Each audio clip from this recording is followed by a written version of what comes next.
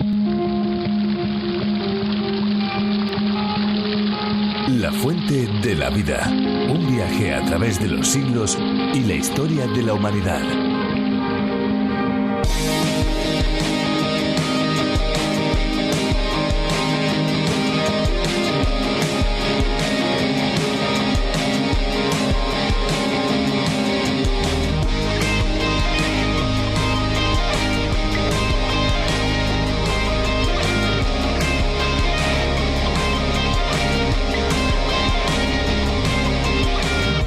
La contaminación es la introducción de elementos nocivos que no son habituales en un ecosistema determinado. Algunos de los contaminantes más comunes derivados de la actividad humana son los plaguicidas, herbicidas, fertilizantes químicos, detergentes, hidrocarburos, aguas residuales, plásticos y otros sólidos. Muchos de estos contaminantes se acumulan en las profundidades del océano, donde son ingeridos por pequeños organismos marinos a través de los cuales se introduce en la cadena alimentaria global.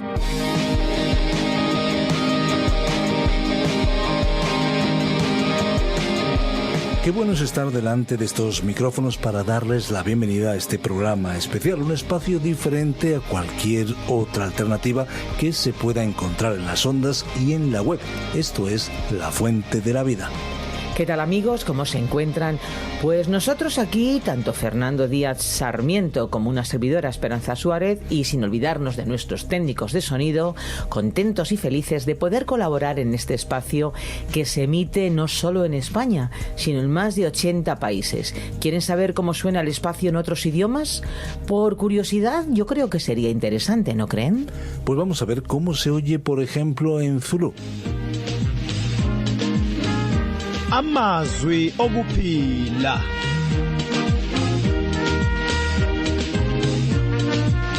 Yebo, umbhalo wesihlabelelo uthi uNkulunkulu wathumela izwi lakhe wabaphilisa abantu bakhe ngalo. Lezi ke mtaka baba zifundo zeBhayibheli ozethulelwa ngabakwa Trans World Radio. ¿Se dan cuenta? Es increíble y al mismo tiempo fascinante cómo la palabra de Dios puede llegar a personas en más de 100 idiomas y dialectos diferentes. Y es que La Fuente de la Vida, a través de la Biblia, es un estudio bíblico en audio que lleva al oyente en un recorrido fascinante por toda la Biblia en un periodo de 5 años. Se puede comenzar este viaje en cualquier etapa. Sí, han oído bien. 5 años. Cuando terminamos con Apocalipsis, volvemos a comenzar de nuevo con Génesis. El oyente que se queda con nosotros por los 5 años no perderá ninguna parte de la Biblia porque seguimos una ruta fija alternando entre el Antiguo Testamento y el Nuevo Testamento. Así que esperamos, amigos, que nos acompañen durante todo este tiempo. Efectivamente, esto es a lo que se refiere en las ondas, en la frecuencia modulada, porque en Internet pueden saltar al libro que ustedes desean con un solo clic. La Fuente de la Vida es un espacio que Virgilio Bagnoni, profesor de Biblia, adaptó del contenido original del Dr. John Vernon McGee. A través de la Biblia es un programa que ofrece la posibilidad de que nuestros oyentes llenen y respondan a sus inquietudes más profundas con la palabra de Dios y al mismo tiempo puedan satisfacer la sed espiritual que todos como seres humanos tenemos. Por muy desagradable y pesado que resulte a veces tener que cumplir las leyes, eso es lo que mantiene el orden y hace que todos podamos vivir más tranquilamente. Cuando una autoridad es injusta, sí que se le debe cuestionar y reprochar sus malas actitudes, pero siempre dentro del respeto, ya que toda autoridad ha sido instituida por Dios. Y de Dios, precisamente, también viene la autoridad de Jesucristo, el Rey de Reyes, Señor de Señores, justo y amable, que nunca nos defraudará. Él nos ama incondicionalmente hasta el punto de entregar su vida por nosotros. Amigos, vamos a abrir la Biblia y vamos a ir juntos al capítulo 21 del Evangelio de Lucas, siempre con la ayuda de Virgilio Bagnoni. Así podemos conocer un poquito más de la historia de Jesucristo y esa autoridad de la que hacíamos mención y que le fue entregada. Vamos a escuchar a Virgilio Bagnoni y después nosotros volvemos con ustedes, amigos. La Fuente de la Vida. Abramos la Biblia en Lucas capítulo 20. En el capítulo 9 habíamos visto a Jesús emprender con valor su viaje a Jerusalén Y en este capítulo le encontramos ya en esta ciudad, en la cual entró en 3 días diferentes, y en uno de ellos tuvo lugar la llamada entrada triunfal. Nunca pasó la noche en la ciudad, sobre la cual el Señor lloró y después limpió el templo por segunda vez. Como consecuencia lógica de la limpieza que Jesús hizo en el templo, los jefes religiosos le volvieron a rechazar y hubo un conflicto. Él había trastornado el ambiente religioso normal del templo, lo que hizo que cuestionaran su autoridad. Veremos que se produciría su encuentro final con los citados jefes. Su autoridad fue cuestionada, lo cual condujo a la presentación de la parábola de la viña. Luego fue interrogado sobre el pagar el tributo al César y los saduceos le hicieron preguntas sobre la resurrección. Finalmente, formuló a los escribas una penetrante pregunta. Leamos los versículos 1 al 4 que inician el párrafo en que la autoridad de Jesús fue cuestionada.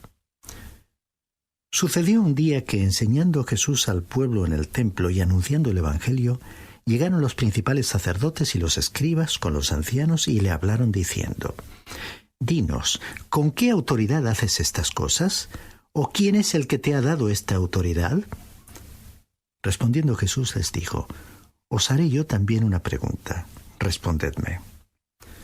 Jesús fue al templo cada día y enseñó hasta que fue detenido en la fiesta de la Pascua. Utilizó el método de responder a una pregunta con otra. Leamos la pregunta en el versículo 4. ¿El bautismo de Juan era del cielo o de los hombres? Esta era una pregunta que los dirigentes religiosos no podían responder sin condenarse a sí mismos.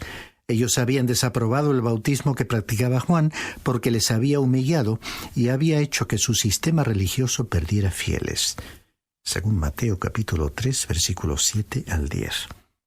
En el pasaje de hoy vemos que tuvieron que enzarzarse en una discusión para decidir la respuesta. Leamos los versículos 5 al 8. Entonces ellos discutían entre sí diciendo: «Si decimos del cielo, dirá, ¿por qué pues no le creísteis? Y si decimos de los hombres, todo el pueblo nos apedreará, porque están persuadidos de que Juan era profeta». Respondieron que no sabían de dónde era. Entonces Jesús les dijo: «Yo tampoco os diré con qué autoridad hago estas cosas». Su pregunta no había sido sincera. Si hubiesen estado dispuestos a aceptar a Juan el Bautista, habrían estado dispuestos a aceptar también al Señor Jesucristo. Pero como las multitudes veneraban a Juan el Bautista, los líderes tenían miedo a negar su autoridad y en consecuencia se negaron a responder a la pregunta de Jesús. Así que por este motivo Jesús se negó a decirles con qué autoridad había limpiado el templo. Lo que esto implicaba era que él hacía su obra con la misma autoridad de Dios, con que Juan el Bautista bautizaba. Lo que esto implicaba era que él hacía su obra con la misma autoridad de Dios, con la que Juan el Bautista bautizaba. Leamos los versículos 9 y 10 que inician el relato de la parábola de la viña. Comenzó luego a decir al pueblo esta parábola. Un hombre plantó una viña, la arrendó a labradores y se ausentó por mucho tiempo.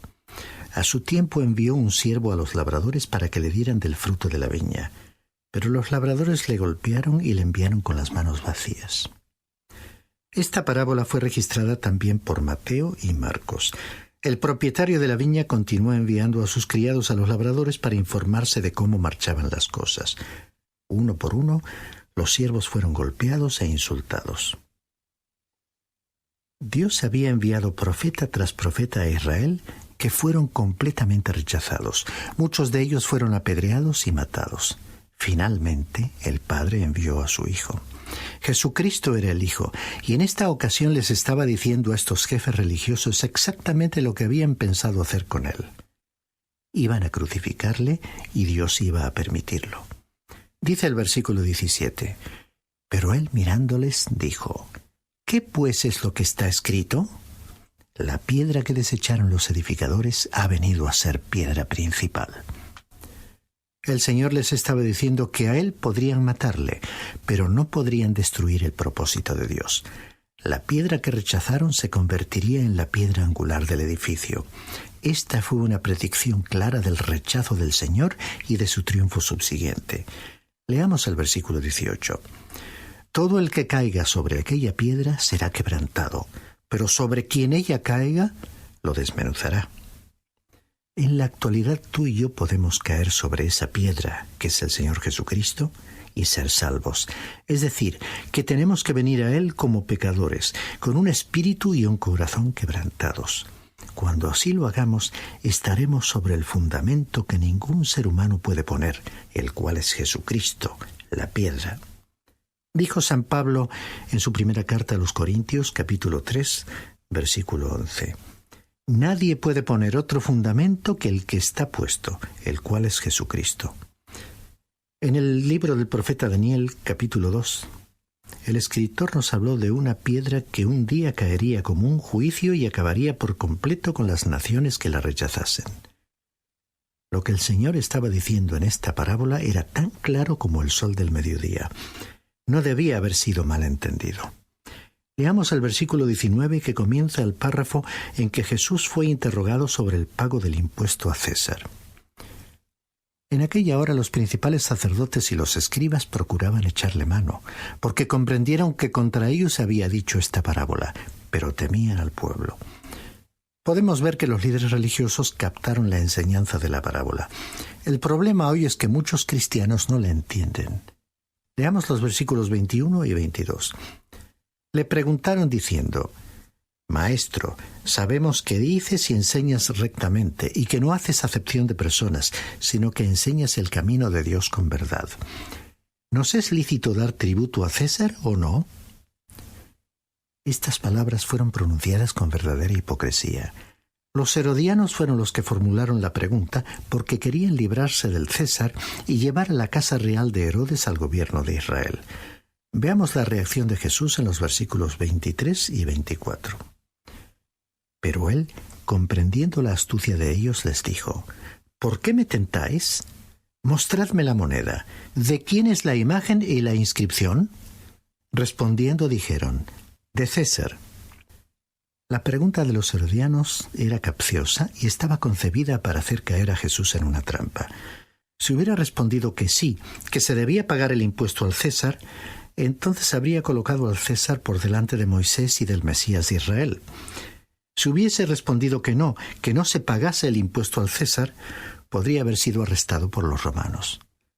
El método que Jesús adoptó para hacer frente a esta pregunta fue magistral. Pidió una moneda romana, un denario. ¿Quería decir esto que Jesús no tenía dinero? Al menos ellos tuvieron que facilitarlo. Leamos la respuesta de Jesús en el versículo 25. Entonces les dijo: Pues dad a César lo que es de César y a Dios lo que es de Dios. Ellos estaban usando la moneda legal del Imperio Romano. Roma ofrecía ciertas ventajas y privilegios, mantenía la ley y el orden público de acuerdo con sus normas y proveía protección. Los romanos construían y conservaban los caminos y mantenían abiertas las vías de comunicación marítimas. Tenían un sistema de moneda corriente que facilitaba las actividades comerciales.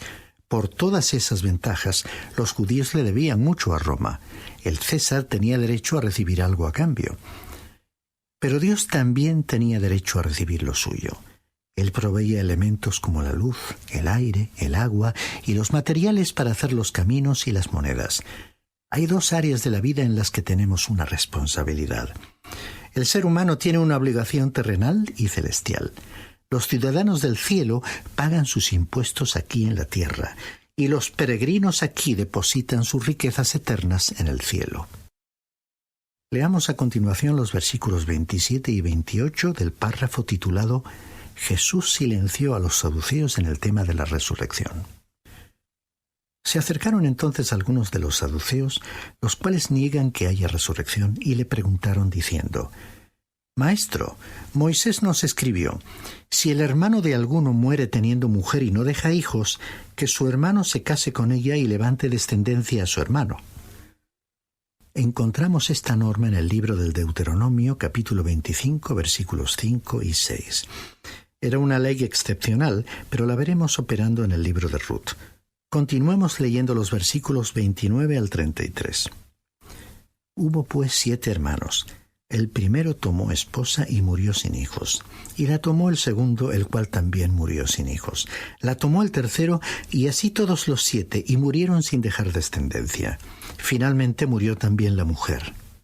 En la resurrección, pues, ¿de cuál de ellos será mujer, ya que los 7 la tuvieron por mujer? Por supuesto, la pregunta era ridícula. Veamos la respuesta de Jesús en los versículos siguientes. Leamos desde el 34 hasta el 36. Entonces respondiendo Jesús les dijo: Los hijos de este siglo se casan y se dan en casamiento, pero los que son tenidos por dignos de alcanzar aquel siglo y la resurrección de entre los muertos, ni se casan ni se dan en casamiento, porque ya no pueden morir, pues son iguales a los ángeles y son hijos de Dios al ser hijos de la resurrección. De acuerdo con los evangelistas Mateo y Marcos, les dijo que ellos tenían el problema de que no conocían las Sagradas Escrituras ni el poder de Dios. Jesús dijo que cuando las personas resuciten, serán iguales a los ángeles, por ser hijos de Dios e hijos de la resurrección. Y las personas resucitadas serán inmortales, como los ángeles. De este modo, no habrá más necesidad del acto de procreación, y la relación matrimonial no será necesaria. Siguen diciendo los versículos 37 y 38. Pero en cuanto a que los muertos han de resucitar, aún Moisés lo enseñó en el pasaje de la zarza, cuando llama al Señor Dios de Abraham, Dios de Isaac y Dios de Jacob, porque Dios no es Dios de muertos, sino de vivos, pues para Él todos viven. Jesús se refirió al incidente en que el Señor le dijo a Moisés que Él era el Dios de los patriarcas, según Éxodo capítulo 3, versículo 6. Apeló a Moisés porque los saduceos equivocadamente aseguraban que las enseñanzas de Moisés no hablaban de la resurrección. La afirmación de que Dios era el Dios de los patriarcas y de que Él es Dios de vivos debería haber demostrado a los saduceos que sus antepasados todavía estaban vivos, aunque estas palabras fueron pronunciadas cientos de años después de la muerte del último patriarca. Después que Jesús respondiese con firmeza a los herodianos y a los fariseos, los saduceos le presentaron el viejo cliché con la idea de que cualquiera que respondiese esa pregunta se pondría en ridículo. Los saduceos se parecerían al sector más liberal de la Iglesia contemporánea, mientras que los fariseos podrían compararse a los sectores más conservadores.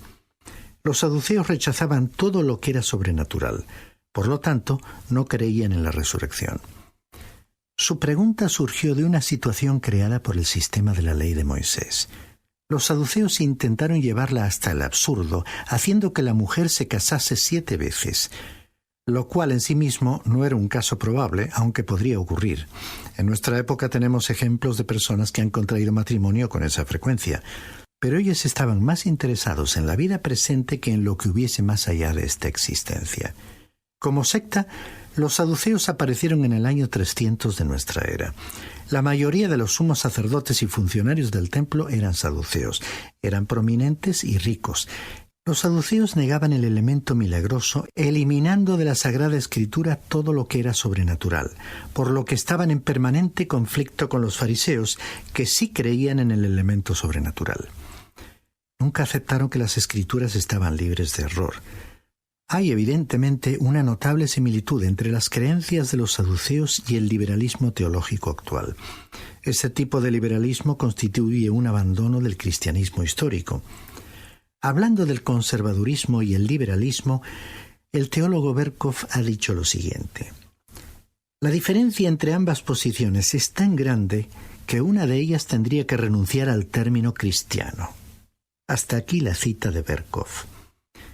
De la definición bíblica del término, ¿cuántos elementos cristianos quedan en el liberalismo teológico? Hubo una época en la cual las personas no regeneradas por Dios estaban fuera de la Iglesia. Negaron la autoridad de las Sagradas Escrituras, la deidad o carácter divino de Cristo y todos los elementos sobrenaturales de la Biblia y la experiencia cristiana. Se les llamó infieles y escépticos. Sin embargo, en la actualidad ocupan púlpitos y cátedras de universidades llamadas cristianas y aún niegan las citadas verdades bíblicas y los hechos sobrenaturales. Los saduceos eran los mayores enemigos que Cristo tuvo y serían los principales instigadores de la primera persecución que sufriría la Iglesia cristiana. Los fariseos, junto con los saduceos, fueron los líderes de la persecución contra el Señor Jesús. Después de la muerte del Señor, los fariseos abandonaron totalmente el asunto. Ya no estuvieron interesados en proscribir el nombre de Cristo ni en perseguir a sus seguidores. De hecho, muchos de ellos se hicieron cristianos. Sin embargo, los saduceos continuaron persiguiendo a la Iglesia. Podemos leer acerca de ello comenzando nuestra lectura en el 3 y 4 capítulo del libro de los Hechos de los Apóstoles. La resurrección era la prueba de fuego para los saduceos y lo es actualmente para los teólogos liberales, que no creen en una resurrección literal. Es interesante que en la Biblia no hay ningún relato en el que se mencione a un saduceo viniendo a Cristo y aceptando su mensaje. Sin embargo, un fariseo llamado Nicodemo se convirtió a Cristo y en el libro de los Hechos de los Apóstoles, capítulo 6, versículo 7, dice: «Muchos de los sacerdotes obedecían a la fe». Así fue como muchos sacerdotes se convirtieron en creyentes en Cristo. Aquí se ve el contraste entre fariseos y saduceos, al no encontrar ninguna mención bíblica a la conversión de un saduceo. Toda persona que proclame el mensaje de la predicación del Evangelio basado en la cruz comprobará que tal mensaje constituye una ofensa para los oyentes, porque les presenta como pecadores incapaces de lograr la salvación por sí mismos, y entonces algunos lo convierten en objeto de burla. Y el que lo difunda encontrará que no contribuye a su promoción o aceptación social ni a su popularidad. La tentación sutil será suavizar el contenido del mensaje de la cruz, presentándolo de tal manera que resulte atractivo, entretenido y popular, para que la gente se sienta bien escuchándolo. Cuando una persona renuncia a su relación con Cristo por ganar aceptación o mantener simplemente su posición en la sociedad, está haciendo lo mismo que, por ejemplo, el apóstol Pedro, que públicamente negó su relación con Jesús. Como Pedro le amaba, volvió a Jesús.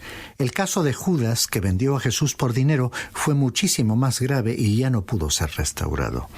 Dijo el profeta Jeremías en su capítulo 13, versículo 23: ¿Podrá cambiar el etíope su piel y el leopardo sus manchas?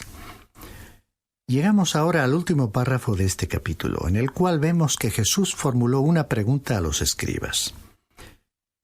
Una vez que el Señor concluyó el periodo de preguntas y respuestas, vemos que les hizo a los escribas una incisiva pregunta. Leamos los versículos 39 al 47. Respondiéndole algunos de los escribas dijeron: «Maestro, bien has dicho», y no osaron preguntarle nada más. Entonces él les dijo: «¿Cómo dicen que el Cristo es hijo de David? Pues el mismo David dice en el libro de los Salmos: Dijo el Señor a mi Señor: siéntate a mi diestra hasta que ponga a tus enemigos por estrato de tus pies. David, pues, lo llama Señor. ¿Cómo entonces es su hijo?» Oyéndolo todo el pueblo dijo a sus discípulos: «Guardaos de los escribas, que gustan de andar con ropas largas, aman las salutaciones en las plazas, las primeras sillas en las sinagogas y los primeros asientos en las cenas, que devoran las casas de las viudas y por pretexto hacen largas oraciones. Estos recibirán mayor condenación». En este pasaje bíblico, Jesús en su enseñanza les estaba reafirmando su nacimiento virginal. ¿Cómo podía David, en el Salmo 110, donde estaba hablando de un futuro descendiente suyo, referirse a ese descendiente lejano como su Señor? La única manera en que podía llamarle Señor era que tal descendiente fuese verdaderamente el Señor. Es decir, el descendiente de David era también el Señor de David por el poder de la resurrección. Y la única forma en que podía ser el Señor era ser mayor, más grande y prominente que un descendiente de David, porque además de humano, sería divino. Para ser el Hijo de Dios tenía que nacer de una virgen como la Virgen María. Por ello aquí el Señor estaba exponiendo una verdad muy importante.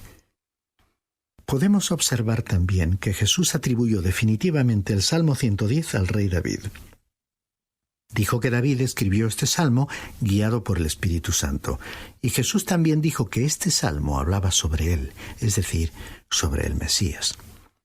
Finalmente, el Señor destacó la dualidad entre lo que los escribas predicaban y lo que eran en la vida real. Les agradaba exhibirse en público, los lugares de importancia y prestigio social, y presumir de su vida religiosa con sus largas y pomposas oraciones. Con respecto al detalle de las oraciones, deberíamos dar gracias a Dios que Él escucha la oración de aquel que le necesita, que brota sinceramente de su corazón y que apenas es capaz de expresarse con palabras. Esta es la oración que Él escucha y que Él responde. Después de escuchar esta reflexión tan interesante, llega el tiempo de despedirnos. Sí, nos acercamos al final de este programa, pero nuestro recorrido por los libros de la Biblia sigue, no para. Aquí estaremos de lunes a viernes en la misma emisora, pero también el día que ustedes quieran a través de nuestros podcasts. Por supuesto, en lafuentedelavida.com, desde donde pueden acceder a nuestras notas y bosquejos. La Fuente de la Vida también está disponible para los dispositivos móviles. Descargue la aplicación La Fuente de la Vida, que también se puede encontrar con el nombre A Través de la Biblia.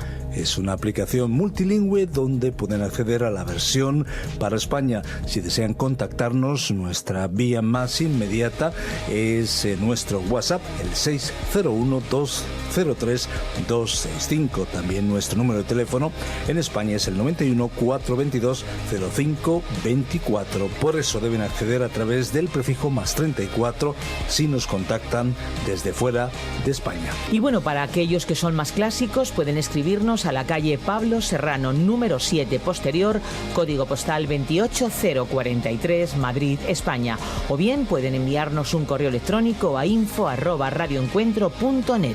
Gracias por acompañarnos en este fascinante viaje por los libros de la Biblia. Hasta pronto, amigos, y no se olviden, hay una fuente de agua viva que nunca se agota. Beba de ella. Muchas gracias por ver este vídeo. Suscríbete al canal si aún no lo has hecho y activa las notificaciones para no perderte las novedades de la Fuente de la Vida. Te esperamos. Este ha sido un programa de Radio Transmundial producido por Radio Encuentro, Radio Cadena de Vida.